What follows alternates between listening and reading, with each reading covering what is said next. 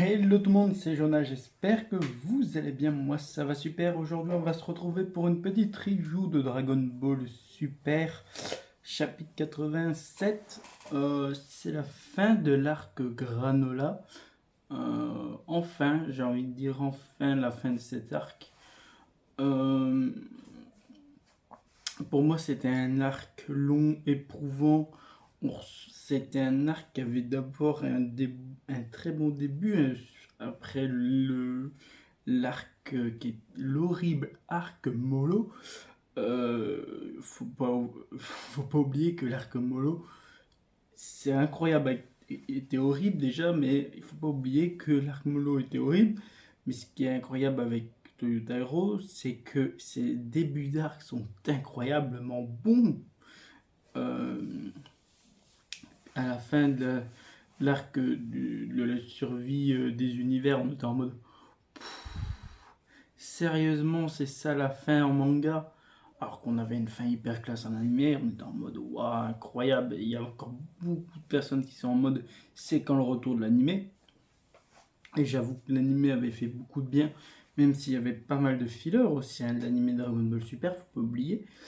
Euh, et des fillers pas souvent de bonne qualité, malheureusement. Euh, Mais ouais, l'arc Molo, au début on a dit, waouh, Molo c'est sûrement un Mike Kaioshin, c'est peut-être lui qui est lié au passé de Jiren. Bon, au final, c'est pas ça.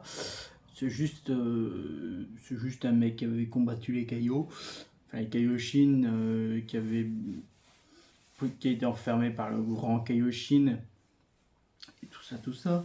Et à la fin, il a fait, ouais, je veux un vœu, je veux la jeunesse éternelle. Hop, il a récupéré ses pouvoirs. Bon, hein, voilà, c'était pas terrible. Au final, il avait fusionné avec les montagnes. C'était une erreur. Goku Susanoo, c'était une erreur. Qu'est-ce que vous voulez que je vous dise? Euh, Après, on avait on a eu le Granola qui avait été chercher Seven Sui. Au final, qui a servi à rien. Hein. Il a servi à rien, Seven Sui. Il a été donné au Itai, voilà.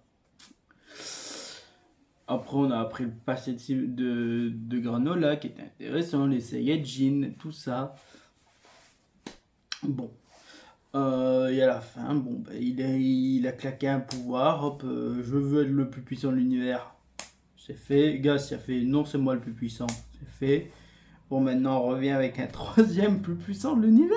Hein, Frieza, Black Frieza, qui s'est entraîné pendant 10 ans dans une salle de l'esprit et du temps. Et oui, c'est bien. C'est bien, c'est bien, c'est bien. C'est donc Frieza, le plus puissant de l'univers. Bon, encore, hein, après un nouveau antagoniste. Hein, bon, j'ai envie de dire pourquoi pas, mais c'est plutôt pas que pourquoi. Hein. Voilà, c'est Dragon Ball Super, c'est vraiment. Alors, je vais pas vraiment parler de cette chapitre 87, ça va vraiment être un résumé beaucoup de l'arc de Granola.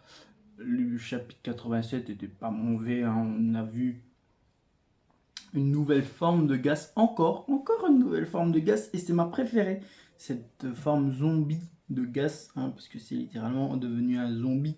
À un moment, t'as Goku, lui met un coup de pied, t'as le bras qui part en couille, il est littéralement mort. Hein. T'as même. Putain, tu as Gas, tu as Oil, tu as l'autre, j'ai oublié son nom, et tu as. J'ai oublié 2 noms sur 4, c'est pas grave. Et qui fait ouais, bouge-toi, Gas, tu sers à rien, tu as crevé, enfin bref. Au final, Frieza qui arrive, qui termine. Ah, j'ai cru que le compteur s'était arrêté, mais non. Qui termine le Gas en fait, qui lui met un coup, il se désagrège. Alors, incroyable, le dessin de Yotaro. Pour une fois, il n'y a pas découpé une planche, et ça c'est bien. Le fait qu'il traverse le corps de Gas, qui tombe en lambeaux, le crâne, tout ça, la poussière, c'était magnifique. Pareil pour celui qui l'a tué après. C'était incroyable, c'était vraiment très très beau. Toyotaro, chapeau. Par contre, fais des meilleurs arcs s'il te plaît. Alors on sait que Alors, il y a une erreur de traduction dans le chapitre. Il y a une pause du manga qui est indéterminée. Donc, on ne sait pas si elle reviendra dans un mois ou deux. On sait qu'il y a une pause indéterminée. Donc, quand elle revient, je sais pas. Qui prennent leur temps, qui prennent vraiment leur temps. Parce que déjà, après l'arc de Moro, ils avaient fait une réunion en mode voilà, on a choisi une dizaine de thèmes d'arc. Il y en a 3 qui sont restés. Ils ont choisi Suite Granola. On a vu ce que ça a donné. Prenez votre temps. Prenez vraiment votre temps pour écrire, réfléchir à une histoire où vous voulez en venir. Après, au pire, allez après le film. Allez après Dragon Ball Super Heroes. Ce sera très bien. Allez après. Pitié. Même allez après le 28e. Faites une longue pause parce qu'il ne faut pas oublier que là, en fait, on a un problème. On est 4 ans avant, si je me trompe pas, on est 4 ans avant le film Dragon Ball Super Heroes. Donc, vraiment, je crois que c'est 4 ans avant, si je me trompe pas, c'est un peu avant le Tenkaichi. Parce que Pan va au jardin d'enfants, donc elle doit avoir 4 à 8 ans, si je ne me trompe pas, un truc ainsi. Donc, elle a l'âge d'aller au jardin d'enfants. Le Tenkaichi passe un petit peu après. Allez, soit vous allez un petit peu avant, soit après.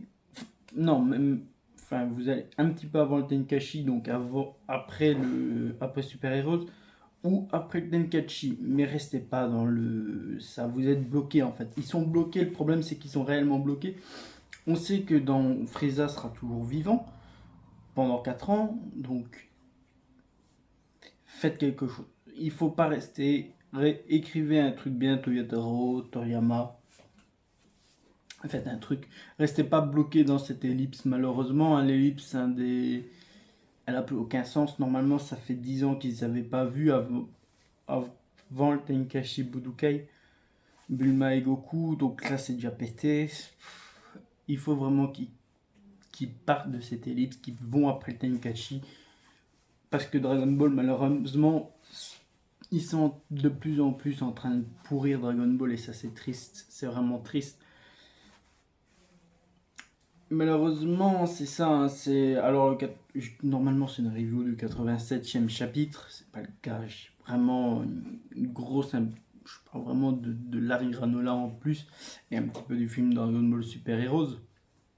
Mais vraiment, et en plus là on a vu Black Frieza, il pète Goku, il pète Vegeta, le Wagamama et le Migate ne servent à rien, parce qu'il a une maîtrise du Migate qui n'est pas vraiment sa maîtrise.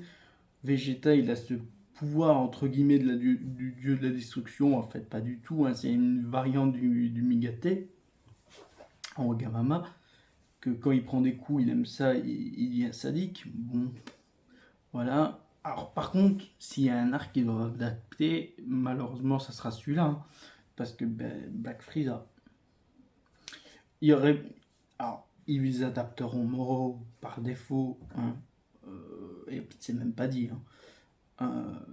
Mais s'ils doivent adapter un arc, c'est celui-là, parce que Black Frieza. Juste Black Frieza, c'est ça le problème, hein. Alors, moi ce que j'ai aimé avec Dragon Ball Super version papier, c'est qu'on n'a pas eu cet arc de Frieza en manga. Ça, pour moi, ça a été un bonus, vraiment.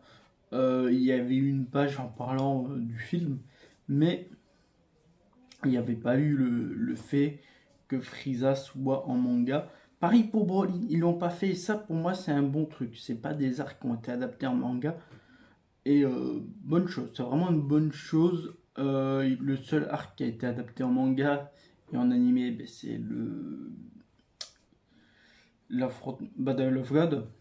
Donc ça, bon, voilà. Mais alors, et là, donc on a vraiment une nouvelle forme, hein, de Frieza inédite dans le manga, qui passera probablement en animé et en film, hein, le Black Frieza, pour vendre des figurines. Et ça, c'est un peu cool, je suis un peu déçu, mais voilà, s'il y a une adaptation en animé, ça sera grâce à ce Black Frieza, vous vous en doutez.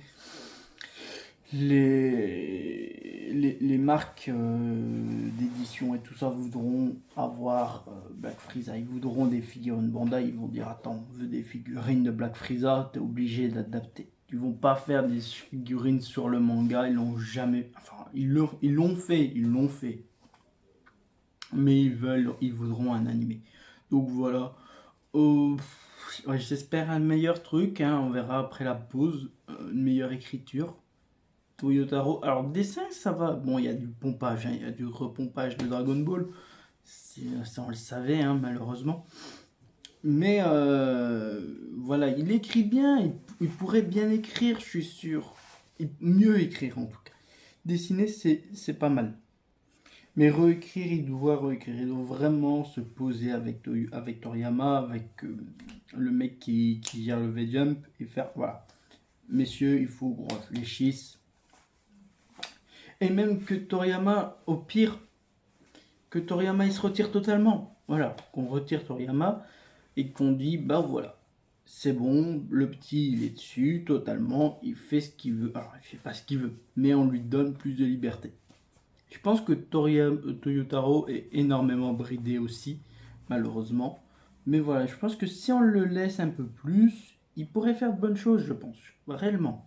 C'est un avis que j'ai, je pense qu'il pourrait faire de bonnes choses. Voilà. On va se quitter là-dessus. Hein. N'oubliez pas de me suivre sur Twitter et Instagram. Je vous fais de très gros bisous. Bye tout le monde, c'était Jonah. À la prochaine. Des bisous.